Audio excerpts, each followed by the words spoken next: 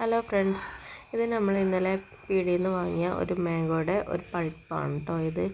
ഇതെല്ലാ കുട്ടികളും വാങ്ങി കഴിക്കുന്ന ഒരു മിഠായിയാണ്. ഇത് നമുക്ക് ഒന്ന് പരീക്ഷിച്ച് നോക്കാം ഇതിലെന്താണുള്ളതെന്ന്. ഞങ്ങൾ ആദ്യം ഒരു തുണി വെച്ച് അതിൻ്റെ പൾപ്പെല്ലാം പിഴിഞ്ഞ് ഒന്ന് നോക്കി. ഫുള്ളായിട്ട് പിഴിഞ്ഞ് നോക്കിയപ്പോൾ ഞങ്ങൾക്ക് കിട്ടിയതാണ് ഇതിൽ കാണുന്നത് കേട്ടോ.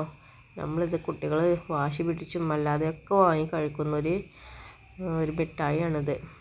അപ്പോൾ ഞങ്ങളിതൊന്ന് ജസ്റ്റ് ഒരു വീഡിയോ കണ്ടപ്പോൾ അതുപോലെ ഒന്ന് ചെയ്ത് നോക്കിയതാണ്. അപ്പോൾ ഞങ്ങൾക്ക് ഇതിനുള്ളിൽ നിന്ന് കിട്ടിയതാണ് ഈ സാധനം.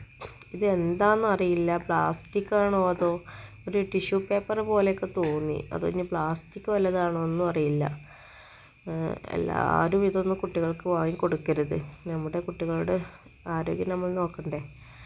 നമ്മുടെ അങ്ങാടി കടകളിലൊക്കെ കിട്ടുന്നൊരു സാധനമാണിത്. എല്ലാ കടകളിലും കിട്ടാറുണ്ട്.